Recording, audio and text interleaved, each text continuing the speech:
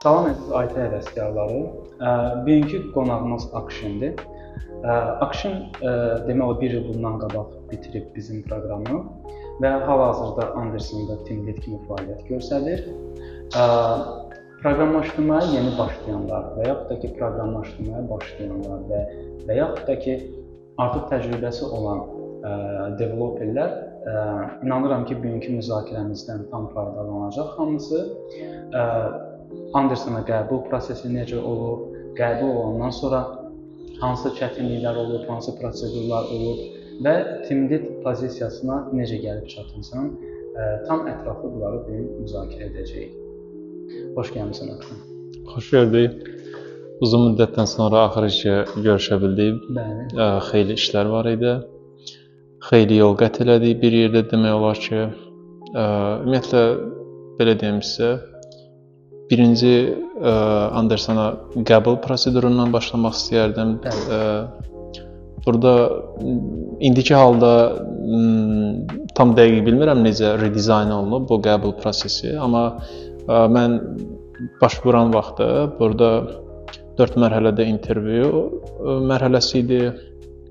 Hansı ki orada texnikal biliklər, alqoritmik biliklər və ingilis dili bilikləri soruşulurdu. Daha sonra isə ən axırıncı mərhələdə onlar ümumi soft skilllər barədə belə bir intervyu təşkil olundu. Daha sonra isə intervyunu keçən şəxslərə onlar intensiv kurslar təşkil edilər ki, ümumi Java üzrə və Spring, belə deyim, Spring Framework boot üzrə yox, sırf Spring üzrə. Hətta onlarda belə bir tendensiya var idi ki, kursun dizaynında frameworkdan istifadəyə icazə yoxdur. Sırf belə deyim, Java başlanılır. Yəni backgroundda hansı prosesləri görmək üçün, nələr baş verir, onları başa düşmək üçün yaxşı. Onlar framework istifadə etmədən taskları Ümumiyyətlə mən bu barədə fikir bildirmək istəyirəm. Bəzən bu developerlər də eləyir, öyrənmə zamanı və yaxud yeni başlayan developerlər birbaşa frameworkdan başlayırlar öyrənməyə. Amma bu səhv yanaşmadır, qəti qarşıyam bu yanaşmaya. Nəyə görə? Çünki framework hazır strukturlaşdırılmış bir modeldir və o strukturların, alt strukturlar olsun və yaxud da ki strukturlar toplumu olsun, onu ayrıca siz belə deyim, ardıcıllı öyrənməlisiniz. Dizayn paternləri olsun, arxitektura paternləri olsun və məsələn tutaq ki C ilə C++ ilə Java ilə işləyirsə Java Core öyrənməli, Spring və s. Bu etaplardan sonra məsələn gəlirsə tutaq ki database bilikləri, sonra ən axırıncı etapda gəlir framework. Bunları keçəndən sonra frameworku öyrənmək həqiqətən də asandır, çünki orada artıq çox şey həll olunur. Sadəcə söhbət ondadır ki, sən bu etapları keçməmiş, frameworkun hazır strukturalar niyə hələ qurulub və onları səmərəli istifadə etmək bacarığın artıq sual altına düşür. Düzdürmü? Bəli. Belə bir sual verim Akşin. İngilis dilini sən bizdə 6 ay oldun proqramda səhv eləmirəmsə yadımdadır. Bəli, mən 6 ay oldum, tamına 6 ay oldu. Mən başlayanda onda Dilbil platformasından həmçinin eyni zamanda ingilis dili kursuna, bəli, ingilis dili onun köməyi də çox böyük oldu, çünki belə deyim, İngilis dilin olmalıdır ki, həmin intervyuları yəni keçə biləsən. Sərbəst danışmağı bacarmaq. Bəli, yəni minimum B1 səviyyədə olmalısan. Yəni decent B1 olmalıdır ki, intervyularda ingilis dilinə cavab verə biləsən.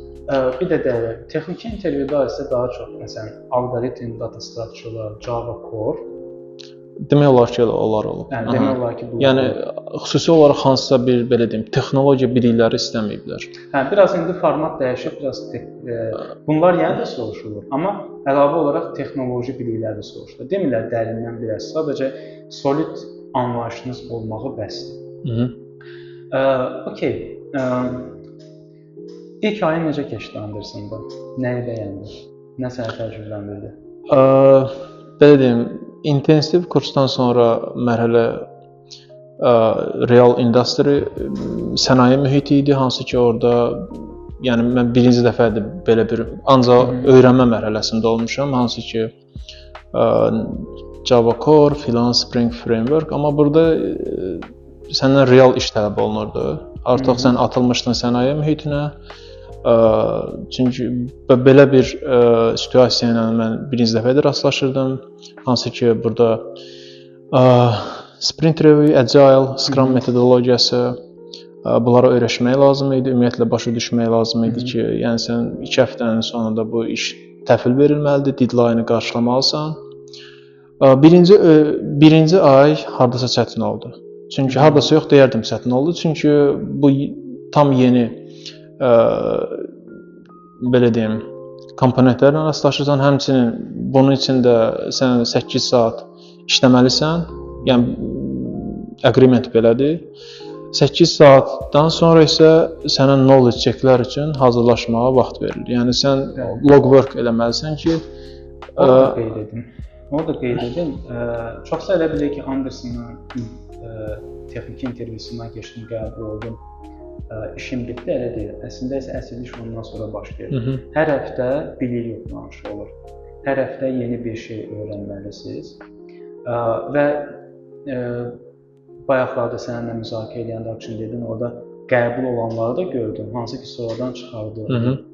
Çünki nəyə görə bacarmadılar və yaxud da öyrənmədilər və yaxud tənbəllik elədilər, cavabdehsiz yanaşdılar. Yəni Andersona qəbul olmaqla iş bitmir. Yəni əsas iş Andersona qəbul olandan sonra başlayır. Və orada ciddi olaraq da sizə tasklar verirlər, real sənaye taskları verirlər, proyektin içində daxil edirlər sizi. İstərdim biraz da əlavə olaraq kod review'dur, məsələn, sizdə seniorlar necə progresinizi izləyir, proses ümumiyyətlə necə gedir Anderson daxil bunu bilmək istəyirəm. Bəli, çalışacağam ki, non-disclosure agreement, bu razılaşmanı pozmayaq. Bəzi məxfi informasiyalar var, biz onu paylaşa bilmərik, biz üzdən deyəcəyik ki, proses necə gedir. Ümumiyyətlə, kursun dizaynı əsl sənaye mühiti üçün nəzərdə tutulur. Belə deyim, başlanğıc olaraq task distribution, sprint planning, sonra isə task distribution, 2 həftə ərzində task təhvil verilməlidir və sən məsələn, həmin taskları ola bilər ki, bir neçə hissələrə bölə bilərsən, daha doğrusu bölməyə məsləhətdir. Sonra GitLab remote repository-yə code pushing baş verir. Burada isə review mərhələsi olacaq. Yəni ciddi formada review olur. Çox şeylər demək olar ki, review'dan öyrənirsən. Çünki tech leadlər orada kodu yaxşı analiz edirlər və baxırsan ki, çox boşluqlar var. İlk aylarda belə olur. Və review sayəsində hər dəfə upgrade olur. Yəni sənin biliklərin daha da möhkəmlənir. Üstəlik burada cloud-based sistemləri də bilməlisən, çünki applicationlar cloud-baseddir və başqa timlərlə necə əməkdaşlıq eləməlisən, onları da səndən istəyirlər ki, öyrənəsən. Çünki işin bir parçasıdır. Burada DevOps tim olsun, QA tim olsun. Demək olar ki, bu timlərlə də kalibrasiya mütləq olmalıdır. Akşin, mən ya da sənin bu Anderson'a necə hazırlaşmısan? Sən bizdə C++ Core öyrəndin. Bəli. Onu bitirəndən sonra Java Core-la nə qədər müddət məşğul oldun? Bəli, mən C++ kursunu Codestar'da bitirdim. 6 aylıq təhsil müddətindən sonra açıq işlərə baş vurdum, yerli kompaniyalarda.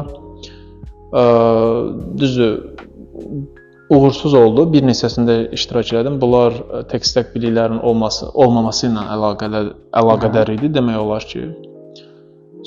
Sonra isə başladım özüm müstəqil şəkildə Java ilə məşğul olmağa, sırf Java Core. Daha sonra isə web texnologiyalarına məşğul olmağa. Hardasa bu belə deyim sizə. Təqribi yuxarı aşağı bir 3-4 ay arası çəkdi. Yəni solid biliklərdən söhbət gedir ki, praktik demo layihə demo layihə, bəli.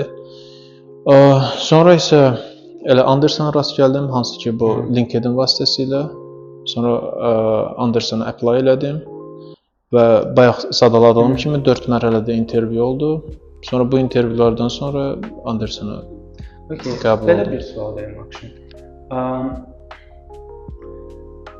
Nə dərəcədə C++ proqramımız alqoritmlər, data strukturalar, obyektlərini proqramlaşdırma, funksional proqramı hansı ki bu komponentlərə sahib real proqramlaşdırmada olmalıdır. Bunlar sənin nə dərəcədə kömək oldu Java-ya inteqrasiya olmağa və hal-hazırda da indiki işində Andersonda nə dərəcədə kömək olur? Hiss edirsən bunun faydasını və qüvvətini? Bəli, faydasını həmişə hiss edirsən. Çünki belə deyim, C++-la məşğul olan yoldaşlar yəqin bilər ki, background-da, yəni Java-da bəzi şeylər cover olunub. Üstü örtülü, belə deyim. C++ isə bunları sizə tam açıq formada izah edir, bəli. Ona görə də C++-ın dəyərini həmişə hiss edirsən. İstənilən case-də hiss edirsən ki, burada interfeysdir, amma əslində background-da hansı prosedur baş verir. Və bundan da başqa alqoritmlərin üstünlüyünü vurğulamaq lazımdır həmişə. Çünki belə deyim, alqoritmik düşüncə olmadan bir taskı eləmək, belə deyim də, optimal olmayacağını, yəni əmin ola bilərsən də. Çox vaxt gedəcək. Çox da alqoritmi öyrənirsən. Necə öyrənirsən? Sən hansısa texnologiyaya girişəndə, əgər sən həqiqətən də inkişaf edən şəxssənsə, sən həqiqətən də texnologiyanı düzgün qavrayırsansa, sən dolayısı yolla alqoritmi öyrənirsən. Sadəcə hələ öyrənmək alqoritmi, ayrıca məşq etmək, proqram texnologiyanı öyrənmək. O sənin bir neçə aya başa gələsi işini bir neçə ilə rahatca qaldırır və proses də zövqlü olmur, çünki xaos yaranır. Elə bil ki, mən şahmat oynayıram bir ildir, amma hələ də fiqurlar necə hərəkət eləməlidir bilmirəm. Heç praktikada eləməmişəm. Mən neçə oyun sayı oynamalıyam ki, mən o söhbəti tutum axırda. Bir də var ki, bir solid background olursan, sırf proqramçı kimi formalaşırsan, ondan sonra artıq sənayeyə addım atırsan. Sənin qalır artıq bilik baza yığılması. Çoxsu proqramlaşdırma qabiliyyətlərinin bilik bazanı qarışdırırlar. Sən bilik bazanı həmişə artıra bilərsən. Yəni bilik bazı, ensiklopedik bilik texnologiyada və proqramlaşdırma bacarığı bunlar ayrı şeylərdir. Proqramlaşdırma bacarığı varsa bilik bazanda çox rahat, sürətli və effektiv olur. Razısan ya? Razıyam. Həmçinin bundan da başqa deyərdim ki, bu alqoritmlərin vacibliyindən danışmaq istəyərdim. Çünki texniki xarici intervyuların bir çox əksəriyyətində yəni iştirak eləmiş biri kimi deyə bilərəm. Yəni Andersondan kənarda alqoritm orada mütləqdir. Yəni alqoritm mütləq soruşurlar. Hansısa bir texnologiyanı bilməməyin hardasa göz yumula bilər. Yəni onu sonra araşdırıb öyrənə bilərsən. Amma alqoritmdən qaçış yoxdur. Yəni onu əgər eləyə bilmədinsə, artıq neqativ cavab alacaqsan. Buna əmin ol. İşin 80% ümumiyyətlə xarici şirkətlərin texniki intervyusunda keçmək və hətta yerli şirkətlərin böyük əksəriyyəti, bu son 2 ildir fikir verirəm, alqoritm testi bizim yerli şirkətlərimizdə demək olar əksəriyyəti eləyir.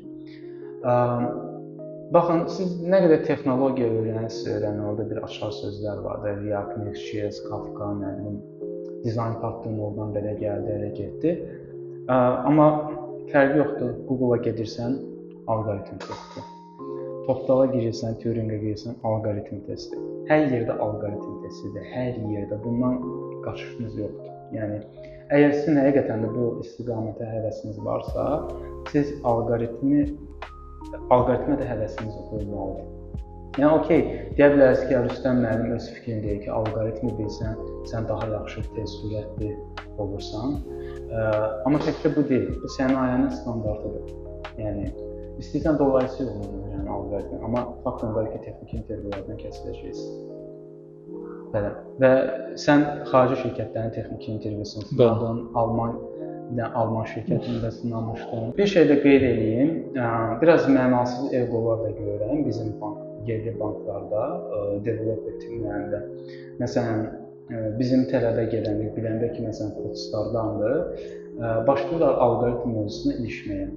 Ki, məsələn, biz hesab edirik ki, alqoritm məsələn postlar iddia elədiyi qədər vacib deyil. Okay, bunu belə deyim, səhnə arxası deyirlər. Amma biz bunu hər yerdə, bütün sosial şəbəkələrdə paylaşmışıq. Əgər iddianız varsa, kommentariya deyilən bir şey var. Orada bildirin. Mən sizə tam onun sübutunu gətirəcəm ki, nəyə görə lazımdır. Real problem isə burada odur ki, buradakı əksər developerlər bu etapı buraxıblar deyəndə və deyəndə ki, bu əslində lazımdır, onlarda da o çatmayanda onların egosu oyanır. Ona görə də başlayırlar özlərini qorumağa ki, sizdə ideya deyil, bu dünyanın standartıdır. MIT sən alqoritm olimpiadalarında nəticə göstərmisənsə, səni sorğu-sualsız götürür. Yəni bu qədər dünya alqoritm üzrə falan, yəni kompüter elmlərinin nüvəsi alqoritmlərdir. Yəni bu özümüzdən kodların çıxartdığı bir şey deyil. Bu belə də olmalıdır, həmişə olub, həmişə də olacaq. Bizdə olur məsələn müraciət edənlərdən ki, mən məsələn tutaq ki, filologiya oxuyuram və yaxud da ki, mən elektrik mühəndisliyini oxuyuram və deyirlər ki, bizdə proqramlaşdırma alınarmı? Sən özün hansı ixtisasdan gəlmişdin? Mən bu suala belə cavab vermək istəyirəm. Mən özüm kodçulara başlayanda, hansı ki, elə mən özüm də bu sualla sənə gəlmişdim ki, bəs mən elektroenergetika mühəndisliyini bitirmişəm. Nə dərəcədə düzgün olar ki, mən proqramlaşdırmaya başlayım. Sən onda mənə çox yaxşı bir cavab vermişdin, hansı ki, bu belə deyim, bunun dayanıqlı bir əsası var idi ki, insan məntiqi həyatı boyu, yəni yüksələn olur. Əgər sən öyrənməyə meyillisənsə, insan nə vaxt ki öyrənməyi dayandırır, əslində beyin onda qocalmağa başlayır. Mən yoxladım Rüstəmin məsləhətlərinə uyğun olaraq, çünki bu kodçuların belə deyim sizə, onda yaxşı bir təklifi var idi ki, bir ay sən özünü yoxlaya bilərsən. Əgər özünə əmin deyilsənsə və görürsən ki, alınmır, ən pis halını nəzərdə tuturam, dayandıra bilərsən və həmin ödəniş sənə tam-tamına geri qaytarılır. Bəli, bizdə ümumiyyətlə indiyənəcən o strategiyamız dəyişmir. Kim istəsə yoxlayır, kimsə narahatdırsa ki, alınmaz. Bizdə sınaq periodu var. Sınaq periodunda elə insan birbaşa tapşırıqlara başlayır, bizim proqramımıza başlayır. Və orada məsələn iştirakçını mən görürəm ki, zəif güclü nöqtələr nədir? Əgər bir mövzu proqramlaşdırmada sizdə normal alınırsa, əmin olun ki, qalan bütün mövzular da alınacaq. Yəni bu nəyin göstəricisidir? Proqramlaşdırmanın alınması üçün ixtisasın heç bir fərqi yoxdur. Burada iki dənə amil var. Bir həvəs, bir də məntiq. Bunlar ikisi varsa, sizin niyyətiniz yoxdur. Kim nə deyir desin, boş söhbətdir. İstəyirsiniz heç təhsiliniz olmasın. Yeri gələndə bizim tələbəmizdən Nurlan İsmxanov var. İnsan game developer işləyir, freelance layihələrdə götürür və 10 minə yaxın oyunun downloadu var Android application üçün. Riyazi modelini də özü yığır. Uşaq 8-ci sinifə bölü keçəcək. Və heç bir ixtisası yoxdur, heç bir universitet oxumayıb. Yəni bəli, əgər özünüzə əmin deyilsinizsə, müəyyən qədər şübhələriniz varsa ki, məndə alınar və yaxud da alınmaz, buna hansı ki siz düşünməklə yox, sadəcə bu sahəyə başlamaq, əgər həvəsiniz varsa, bəli, orada düzgün vuruladım. Həvəsiniz varsa, başlamaq istəyirsiniz, ancaq müəyyən şübhələriniz var. Burada ən yaxşı yol olardı ki, siz bunu sınayasınız. Əgər baxsaq ki, yəni mentor dəstəyi ilə burada səni nəzərdə tuturam. Yəni baxsaq ki, bu alınır və sadəcə proqres eləmək lazımdır, onda davam edirsiniz. Ya əgər görsəz ki, yəni çox sadədir bunun cavabı. Yəni alınmır, davam eləmirsiniz. Yəni əlavə travma yaşamırsınız ki, məsələn 6 ay hansısa bir kursu davam edib, sonra 6 aydan sonra biləsən ki, bu səndə alınmadı və sən 6 ay vaxtı bitirdin. Nəyəsə alınıb alınmamağına 6 ay müddətə ehtiyac yoxdur. Professional mentorla cəmi 1-2 həftə bəsdir, bəzən də bir gün bəs olur. Energetika mühəndisliyi də səndə. Bəli. Bəs işə qəbulda, müraciətdə bizim yerli şirkətlərin intervyusunda olsun və yaxud da ki, xarici şirkətlərin intervyusunda olsun. İxtisas nəsə maneə törətdimi sənəcə? Sənə dediklərini ixtisasa görə sən bu sahəyə uyğun deyilsən. Yoxsa sırf proqramlaşdırma biliklərini yoxladılar və onunla da kifayətləndirlər. Açığı indiyə qədər iştirak etdiyim intervyuların heç birində məndən yəni tələb eləməyiblər ki, sən kompüter elmləri ixtisasını qurtarmalısan. Sadəcə yenə deyim, ümumi soruşublar təhsili və onlara ən çox maraqlı olan sənin proqramlaşdırma biliklərin daha çox maraqlı olur. Diplomun demək olar heç bir önəmi yoxdur bu sahə üçün. Düzdür, banklarda biraz köhnə tradisiyalar qalır. Məsələn, diplomlu insan istəyirlər, bank developerlər. Amma ki, bir insan yaxşı bacarsa, daha yaxşı fürsətlər var, remote işlər, hansı heç diplomda tələb eləmirlər. Çox sağ ol ki, Akşin gəldin, çox sağ ol ki, vaxt ayırdın. Bilirəm, vaxtın yoxdur, bu Anderson sənə pressləyir. Yaxşı mənada. Və mənə qeyd edək, Team Lead keçəndən biraz da məsuliyyətin qalxıb. Və onu da qeyd etmək istədim ki, cəmi 5 ay Team Lead oldun. Bəli, 5 ay. 5 ay sonunda demək olar, bəli. Və özün də gördün ki, məsələn, qəbul olmaqla deyil, bacarmırlarsa xaric olunurlar.